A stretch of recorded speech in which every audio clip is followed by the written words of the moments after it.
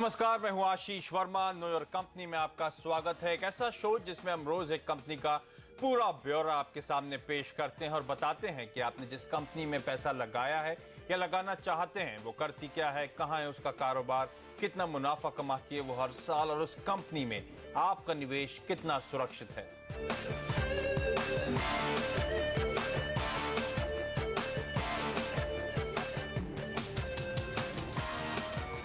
और know your company में आज हमारे रडार पर रहने वाली है इरोस इंटरनेशनल मीडिया, और इस कंपनी के ग्रुप सीएफओ मिस्टर कमल जैन होंगे हमारे साथ कार्यक्रम में आगे। लेकिन उनसे बातचीत करने से पहले एक बार अब तक के बाजार पर नजर डाल लेते हैं, जहां पे हमने देखा भारतीय बाजारों में कल की गिरावट के बाद एक कुछ बेहतर दिन देखने को मिल रहा है। खास हाईलाइट थी अमेरिकन मार्केट, जहां पे हमने देखा था कल एक बेहतरीन क्लोज देखने को मिला था। दिन के लो से एक स्मार्ट अप मूव देखने को मिला था। इनफैक्ट अब से कुछ देर पहले जब यूरोपियन मार्केट्स खुले तो वो भी पॉजिटिव रुझान के साथ खुलते हुए नजर आए, क्योंकि कल जो अमेरिकन मार्केट्स में तेजी थी वो एकदम लेटर हाफ में आई थी। तब तक यूरोपीय बाजार बंद हो चुके थे। तो कल की तेजी को आज यूरोपियन मार्केट डिस्काउंट कर रहे हैं और इसका भरपूर फायदा भारतीय बाजारों को मिल रहा है। इसलिए सेंसेक्स और निफ्टी आज 1/4 परसेंटेज पॉइंट या उससे ज्यादा के गेंस के साथ फिलहाल ट्रेड करते हुए नजर आएंगे। मिड कैप्स और स्मॉल कैप्स के ज्यादा बेहतर मूड में देखने को मिल रहे हैं। वहां पे खरीदारी करीब 3/4 परसेंटेज पॉइंट्स के आसपास की है। इसलिए मार्केट ब्रेथ जो है, यानी कि एडवांस डिक्लाइन रेशियो, वो आज एडवांसेस के फेवर में, यानी कि बढ़ने वाले शेयर ज्यादा हैं गिरने वाले शेयरों के मुकाबले। कहां से आ रही है खासतौर पर खरीद? हाईलाइट है आज फार्मास्यूटिकल स्पेस। पिछले कई ट्रेडिंग सेशन से फोकस में था। फार्मा स्पेस में अच्छी खरीदारी देखने को मिल रही है। इंफ्रास्ट्रक्चर और कैपिटल गुड्स, दो ऐसी पॉकेट जहां पे हमने देखा है ऑफ लेट खासा दबाव देखने को मिला है। बेहद ज्यादा पिटाई हो चुकी है इनकाउंटर्स की, तो आज यहां पे एक रिवाइवल, एक अच्छी बॉटम फिशिंग खरीदारी शायद देखने को मिल रही है। दिक्कत की बात है कंज्यूमर ड्यूरेबल्स जो कि दबाव में है। मेटल्स यहां पे भी कुछ हद तक प्रेशर देखने को मिल रहा है। और आईटी कल ट्रेड में फोकस में था, खासतौर पे इन्फोसिस के डेवलपमेंट जो ओवर द वीकेंड रिपोर्ट किए गए थे उसके बाद। लेकिन आज यहां पे फिर से दबाव देखने को मिल रहा है। तो मिक्स्ड है, कई कुछ पॉकेट्स हैं जो बाजार में प्रेशर डाल रही हैं, कुछ पॉकेट्स हैं जो बाजार में जहां पे कुछ हद तक खरीदारी देखने को मिल रही है। खासतौर पर हाईलाइट में वो स्टॉक्स हैं जहां पे पिछले कई ट्रेडिंग सेशन से दबाव देखने को मिल रहा था। आज वहां पे बॉटम फिशिंग है, आज वहां पे लोअर लेवल्स पे कुछ खरीदारी देखने को मिल रही है। मिसाल के तौर पे ऑर्किड केमिकल्स जैसे काउंटर्स जो पिछले कई ट्रेडिंग सेशन से हॉस्पिटल डील को लेकर चिंता में वहां पे जताई जा रही थी, आज के क्लैरिफिकेशंस आए, एक अच्छा बाउंस इस काउंटर में देखने को मिला। बीएफ यूटिलिटीज पिछले कई ट्रेडिंग सेशन से दबाव में था। इस दबाव के बाद आज एक डेड कैट बाउंस हल्की खरीद देखने को मिल रही है निचले स्तरों के आसपास। ऑर्बिट कॉर्पोरेशन पिछले कुछ ट्रेडिंग सेशन तो खास तौर पे कल के ट्रेडिंग सेशन में खासे दबाव में था, आज यहां पे एक स्मार्ट बाउंस देखने को मिल रहा है। ये स्टॉक्स हैं जो आज ट्रेड में फोकस में है। लेकिन खास तौर पर अगर निफ्टी पर नजर डालेंगे आप, रनबैक्सी तो पिछले कई ट्रेडिंग सेशन से न्यूज में बना हुआ था, वहां पे 4-4.5% के आसपास के गेन्स हैं। इनफैक्ट पूरा का पूरा फार्मा पैक आज लीड कर रहा है। निफ्टी में जो गेनर्स हैं उनमें Ranbaxy, Cipla, lupin, doctor Reddy laboratory जैसे काउंटर्स हैं जो निफ्टी में खास तौर पर अच्छा प्रदर्शन दिखा रहे हैं। इनमें 2 से 4.5% तक के अप मूव्स आपको देखने को मिलेंगे। बैंकिंग लाइसेंस कैंडिडेट्स भी आज ट्रेड में फोकस में। कल आरबीआई की तरफ से फर्दर क्लैरिफिकेशंस आए थे नए बैंकिंग नियमों को लेकर, तो ये पूरे स्पेस में हम अच्छी खरीदारी देख रहे हैं। निफ्टी में लीड कर रहा है इस पूरे पैक में आईडीएफसी का काउंटर, 2.25% के आसपास की तेजी वहां पे देखने को मिल रही है। इनफैक्ट एडीएजी पैक भी आज कुछ बेहतर ट्रेड करता हुआ, तो रिलायंस इंफ्रा जैसे काउंटर्स में करीब 2.25% के आसपास के अप मूव्स देखने को मिल रहे हैं। लेकिन निफ्टी में दबाव आ रहा है खासतौर पर मेटल पैक से। जिंदल स्टील एंड पावर 1.5% से सगवा करीब 1.5% के आसपास कमजोर। कोल इंडिया, ग्रासिम जैसे काउंटर्स में भी 1% के आसपास की कमजोरी देखने को मिल रही है। और कल की कमजोरी के बाद भी आज मारुति सुजुकी जैसे काउंटर्स में दबाव है, यहां पे करीब 1% के आसपास की गिरावट। लेकिन आज नो योर कंपनी हमारे रडार पे इरोस इंटरनेशनल मीडिया और इस कंपनी के ग्रुप सीएफओ मिस्टर कमल जैन हमारे साथ जुड़ चुके हैं। जैन साहब, बहुत बहुत धन्यवाद सीएनबीसी आवाज के लिए आज वक्त निकालने के लिए। सबसे पहले बता दूं, एक कंपनी जो है इरोस ग्रुप का एक हिस्सा है, एक लीडिंग ग्लोबल कंपनी है जो कि इंडियन फिल्म एंटरटेनमेंट इंडस्ट्री में कारोबार करती है। इस कंपनी ने हाल में अपने तिमाही रिजल्ट घोषित करे, जहां पे चौथी तिमाही में हमने देखा खास तौर पर दिक्कत की बात थी, तिमाही दर तिमाही कमजोर परफॉर्मेंस था। 43-45% के आसपास आय में कमजोरी, मुनाफे में करीब 51% के आसपास ही कमजोरी देखने को मिली है। मिस्टर जैन, सबसे पहले इन रिजल्ट्स पे आपसे बातचीत करना चाहूंगा। चौथी तिमाही में कंपनी की आय में साल दर साल भी अगर बात करें तो कुछ गिरावट है, मार्जिन्स पे कुछ दबाव देखने को मिल रहा है। कोई खास वजह है इस कमजोर परफॉर्मेंस की? I think if you see the top line at, I think it's a landmark year for us because we have achieved 1,000 crore for the first time and we have clocked about 1,074 crores on top line, जो कि पिछले साल से 11.5% ऊपर है. So there is a growth on top line and even there is a growth on bottom line also. PAT after minorities I think about 154 crores. which is 4.5% up as compared to last year. So I think on full year basis, I think this has been very satisfying year for us. Given the fact that we had quite a few strategies जो हम लोगों ने साल में deliver किया है. First and foremost, I think we planned this year that we will be diversifying our portfolio further, and we'll do South Indian Tamil films, high profile film, so we have done about 5 South Indian Tamil films this year, which is high profile and mainstream films. Apart from Hindi films, जो हमारी high profile films हैं, Son of Sardar, Cocktail, and so on and so forth. And so I think which is a very, very balanced approach overall if you see the year, and which means this मैं जो आप detail जिनकी बात कर रहे हैं sir, मैं एक एक करके उन सब पहलुओं को छूंगा, लेकिन अभी जो के चलते कंपनी फोकस में थी, एरोस का जो एचबीओ के साथ करार हुआ था, उसका कितना फायदा इस बार मिला, आय और मुनाफे में कितना इजाफा होता हुआ नजर आया उसके चलते, और इसके साथ साथ कितना सब्सक्रिप्शन बेस है अब वहां पर? हमने HBO कोलैबोरेशन पेड चैनल हमने चालू किया है मार्च में, which is the last month of the year. So in last March and April, in 2 months, I think we have been able to deliver a very good set of numbers with respect to subscription is concerned. As of now, it is difficult to share the numbers because of the collaboration, NDA kind of structure. So we'll definitely disclose the number as and when it becomes possible. But I think we are very positive. The numbers, what we have achieved is certainly very good, as more than our expectations. And if you see, जैसे मैंने आपको बताया कि the market है pay television का, which is more than 160 million subscribers will be in next 2 to 3 years, pay TV homes. So I think उसमें से कुछ certain percentage भी अगर हम लेंगे तो which becomes a very big number for us on the top line and bottom line. As far as the contribution is concerned, but going forward in long term, 3 to 5 years, we are really expecting a very good, healthy contribution coming from HBO alone to our bottom line, and that's why we're working very, in focused manner with respect to HBO and Eros Now and many other, opportunities, which will actually give us a very big upside and will enable us to unlock our. Jain साहब आप numbers पे details share नहीं करना चाहते, लेकिन आपसे जानना चाहूंगा आने वाले समय में कितने और नए चैनल्स HBO के साथ मिलकर लॉन्च करने की आपकी योजना है? See, as of now, there are 2 channels, HBO Define and HBO Hit. Both of them are basically on HD and HD mode, and Defined is more, life of slice film, slice of life films, and you have Hits is something with blockbuster films, where 70% Hollywood films and 30% Bollywood films will be showing and onto the channels. So I think these are the 2 channels as of now, and definitely we'll plan something more as and when we go along, and we'll see the opportunities coming up on our way, and definitely we'll launch. As of now, it's only 2 channels in the pipeline for Okay, interestingly आपने HBO के साथ साथ Endemol India के साथ भी एक करार किया है, वहां पर स्पेसिफिकली इस कंपनी के क्या प्लान्स हैं? See, as of now हमारा उनसे डिस्कशन चल रहा है. I think it's a very good deal where we are collaborated with them. We will do some it's a 3 film deal what we have done. So हम लोग उनके साथ कुछ अभी हमारा डिस्कशन चल रहे हैं for films, where we are looking at those films with them. And apart from that, there is an IP strategy also with them. We may share some kind of good films with them which can be collaborated for television formats, and some television formats can be adapted for films. So I think it's a very unique strategy what we are planning with them. And Endemol, anyways, as you know, is one of the biggest television format company worldwide. So I think we're very positive of this collaboration also. So I think all strategy is going in the right direction when you look at HBO collaboration, Endemol collaboration with television, Sony television collaboration, So I think we're going in the right direction with respect to a long-term studies perspective, apart from giving the normal, growth from traditional business, which is from theatre. चलिए mister Jain, वक्त तो चला एक छोटे से break, आप हमारे साथ बने रहिए. ब्रेक के बाद भी एरोस इंटरनेशनल के ग्रुप CFO कमल जैन के साथ हम बातचीत जारी रखेंगे, लेकिन ब्रेक पे जाने से पहले बता दूं, इस कंपनी जिसकी हम आज चर्चा कर रहे हैं, एरोस इंटरनेशनल मीडिया, इस कंपनी का मार्केट कैप करीब 1500 करोड़ रुपए के आसपास का है. प्रमोटर्स का इस कंपनी में करीब 75% के आसपास का हिस्सा, और पिछले 1 साल में इस स्टॉक ने अमूमन एकदम सपाट रिटर्न्स दिए हैं. पर इंटरेस्टिंगली अपने 52 वीक हाइज, यानी कि पिछले 1 साल के जो हाइज थे, उससे ये काउंटर अब 30% के आसपास करेक्ट हो चुका है.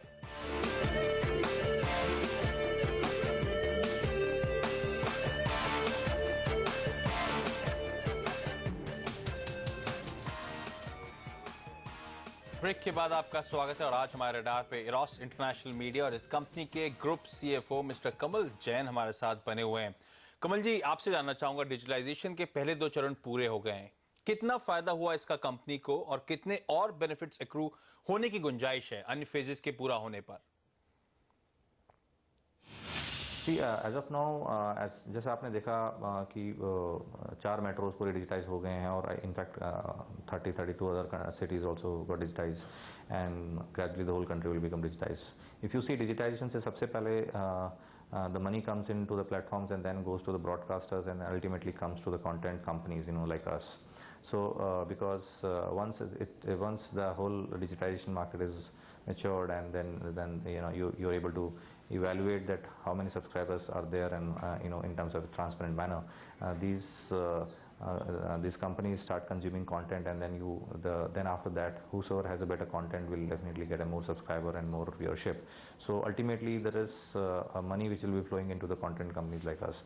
So we are very positive on that. As of now I think initial benefits जो हमने देखे हैं वो certainly television pricing में हमने देखा है, cable and satellite licensing जो हम आज से 2 या 3 साल पहले जो हमारी प्राइसिंग हुआ करती थी ए और सुपर ए फिल्म्स की, हाई प्रोफाइल फिल्म्स की, आई थिंक उसमें ऑलरेडी हमने काफ़ी इजाफा देखा है लास्ट 1 साल में। ये डिजिटाइजेशन का ही बेसिकली नतीजा है, जो मुझे लगता है आगे आने वाले टाइम में ये ग्रोथ भी हमारी सस्टेन रहेगी और जो डिमांड रहेगी फिल्म टेलीविजन फिल्म्स लाइसेंसिंग की for the cable and satellite channels will increase further and further because of the digitization factor.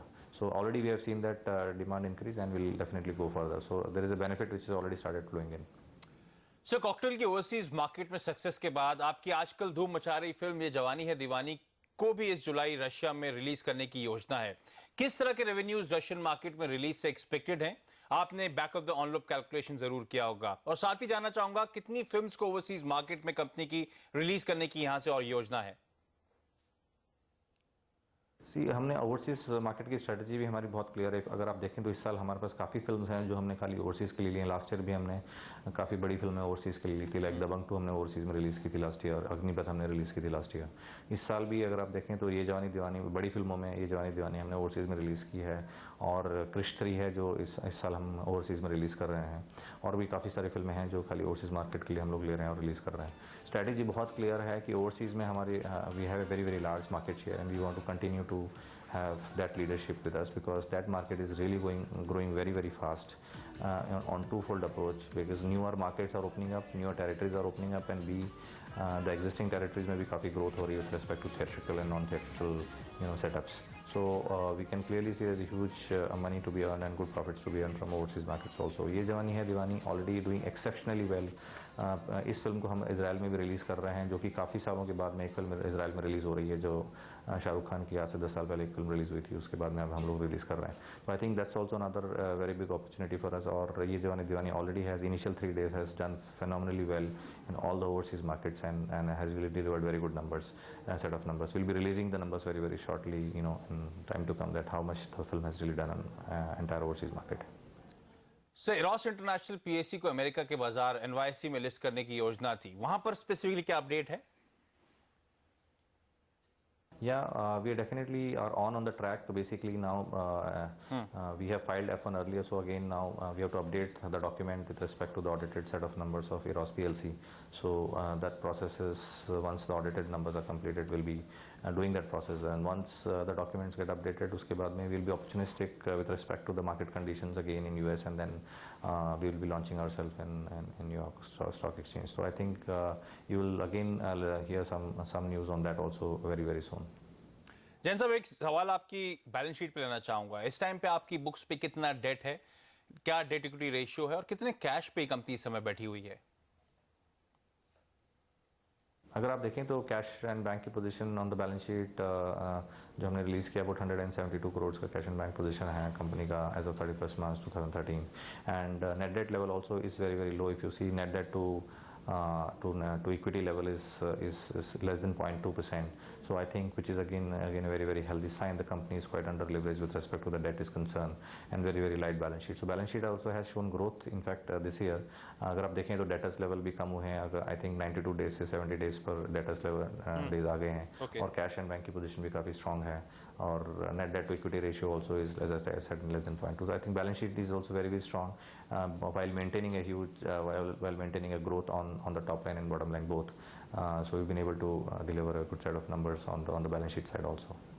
Jain साहब, जाते आपसे जानना चाहूंगा, खास तौर पे FY14 के लिए किस तरह की पाइपलाइन है, कितनी मूवीज आप रिलीज करने का प्लान बना रहे हैं, और खास तौर पे FY14 के लिए किस तरह का ग्रोथ आउटलुक एक्सपेक्टेड है? कोई नंबर अगर आप पैक कर सकें।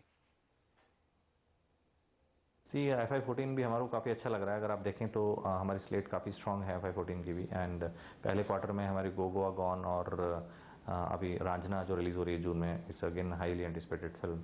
एंड क्वार्टर 2 में कोचेडियन जो कि काफ़ी एंटिसिपेटेड फिल्म है from Rajinikanth will get release. That is a big high profile film. And then quarter 3 we have Rambo Rajkumar which is Shahid Kapoor Sonakshi directed by Prabhudeva. And then Ramlila from Sanjay Leela Bhansali, which has Ranbir Kapoor and Deepika as a lead pair in that. And then quarter 4 में we have recently signed a film with Saif Ali Khan, Elena De Cruz, to be directed by Raj DK, and that will be released in quarter 4. Film called Happy Ending. So I think पूरा साल हमारे पास काफ़ी अच्छी portfolio of films है, and there's a good mix of small and big budget films. And also we are eyeing good Tamil acquisitions during the year. So as and when some acquisition comes, we'll announce again that as well. So FY14 is looking very promising for us, and I think we'll be able to deliver good growth in FY14 as well on top line and bottom line. We'll not be able to I mean exactly say the growth percentage and all that. We're not able to make a forward-looking statement, but yes, definitely we're very hopeful and positive on FY14 also. चलो, FY14 के लिए outlook बेहतर है. Mister Jain, बहुत धन्यवाद CNBC आवाज के लिए आज वक्त निकालने के लिए. ये थे इरोस इंटरनेशनल मीडिया के ग्रुप CFO मिस्टर कमल जैन, जो कंपनी के कारोबार, कंपनी के जो तिमाही रिजल्ट्स आए थे और आगे के आउटलुक पे हमसे बातचीत कर रहे थे. लेकिन नो कंपनी वक्त तो चला एक ब्रेक का. आगे फॉर्च्यून फिस्कल के जगदीश ठक्कर से जानेंगे इरोस इंटरनेशनल मीडिया में निवेश की स्ट्रैटेजी क्या होनी चाहिए. क्या ये कंपनी इस तरह के आसपास एक लिक्विडेटिव बाय नजर आती है या नहीं.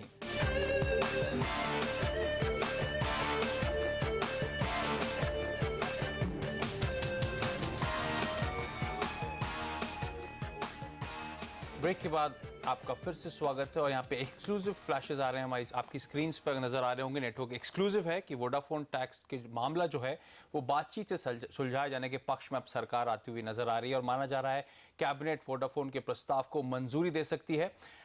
इंटरेस्टिंग डेवलपमेंट्स हैं, क्योंकि यहाँ पे तगड़ा केस था, बहुत लाइमलाइट में रहा था, और अब यहाँ पे अगर रिकंसिलिएशन की बात करी जा रही है तो काफी बड़ा पॉजिटिव हो सकता है इस कंपनी के लिए. लेकिन चलिए, आज हमारे फोकस में है इरोस इंटरनेशनल मीडिया, और इस कंपनी पर बातचीत करने के लिए हमारे साथ फॉर्च्यून फिस्कल के जगदीश ठक्कर जी जुड़ चुके हैं. जगदीश जी, आपसे जानना चाहूंगा इरोस इंटरनेशनल, क्योंकि इंडियन टेस्ट, इंडियन पैलेट के हिसाब से एक इंटरेस्टिंग बिजनेस है जिसमें ये कंपनी है, एक स्ट्रॉन्ग पेरेंटेज है, 3 डिकेड से ओवर का ज्यादा का प्रेजेंस है इस कंपनी का. फंडामेंटली ये कंपनी आपको कैसी नजर आती है? आशीष जी, 2-3 चीज में मैं बिल्कुल गौर करना चाहूंगा. एक तो है कि दिसंबर 2012 के अंदर उन्होंने ऑफर फॉर सेल दिया था, और 1.13 करोड़ का, और अब जो ऑफर प्राइस थे उन्होंने 2003 के ऊपर उनका या 2004 के ऊपर जो बिड आई थी, और उसी पे उन्होंने अलॉटमेंट की थी. मतलब आज जो 163 चल रहा है, और 52 वीक लो है 153, और अभी चल रहा है 163.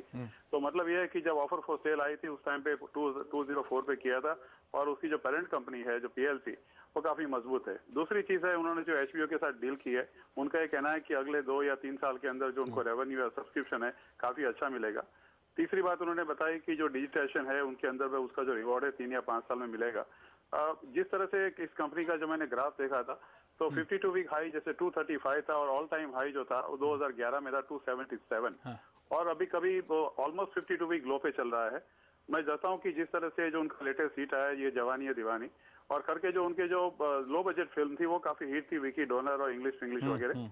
अब मुझे लगता है कि शायद इस कंपनी में अंदर जो उसकी जो बॉटम है ऑलमोस्ट आ चुकी है.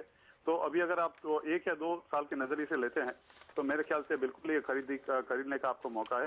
तो my recommendation for this at this price is by. Okay, interestingly, क्योंकि जो बीता क्वार्टर था जिसको लेकर बाजार चिंतित था, उसमें शायद कुछ डेफरमेंट्स देखने को मिले, रिलीज में डिलेज देखने को मिले थे। मिसाल के तौर पे गो गोवा गॉन, कोचादियन, जो इनकी कैटेगरी ए मूवीज थी जहां पे काफी ज्यादा बजट था, उसमें कुछ डिलेज देखने को मिले थे और शायद FY14 पे ये सब मूवीज फ्लोर पर रिजल्ट्स में इंपैक्ट दिखाती हुई नजर आए। इसके साथ साथ कुछ हद तक डिस्क्रिशनरी स्पेंड को लेकर भी चिंताएं जताई जा रही थी। मैं आपसे जानना चाहता हूं, आप क्या फिर यहां से स्पेसिफिकली कंपनी के आउटलुक को लेकर कॉन्फिडेंट हैं? एक बात तो यह है कि कंपनी ने पिछले जब से कंपनी लिस्टिंग हुई है उसने कंपनी ने कभी डिविडेंड नहीं दिया। हाँ। पहली बार उन्होंने इंटरिम डिविडेंड डिक्लेयर किया 15%।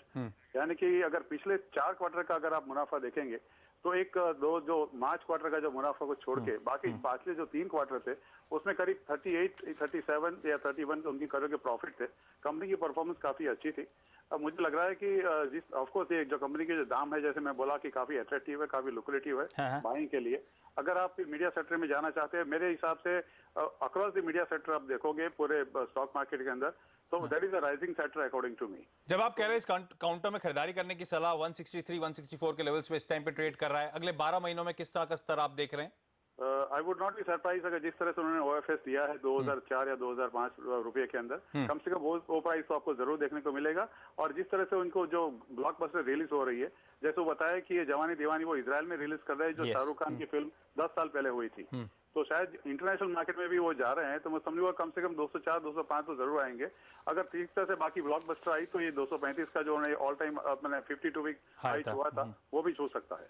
चलिए, इंटरेस्टिंग। जगदीश जी, बहुत बहुत धन्यवाद CNBC आवाज के लिए आज वक्त निकालने के लिए। तो इरोस इंटरनेशनल मीडिया में खरीदारी करके चलें, 163 के आसपास ट्रेड कर रहा है। जगदीश जी का मानना है कि करीब 12 महीनों में आपको 204 से 205 तक के स्तर देखने को मिल सकते हैं। इनफैक्ट वो सरप्राइज नहीं होंगे अगर ये काउंटर अपने 52 वीक हाईस की तरफ वापस लौटता हुआ नजर आए, जो कि 235 रुपए के आसपास के स्तर थे। लेकिन नोयो कंपनी में चलिए वक्त तो चला एक छोटे से ब्रेक का। ब्रेक के बाद लेकर आएंगे आपके लिए आखिरी सौदा। नमस्कार।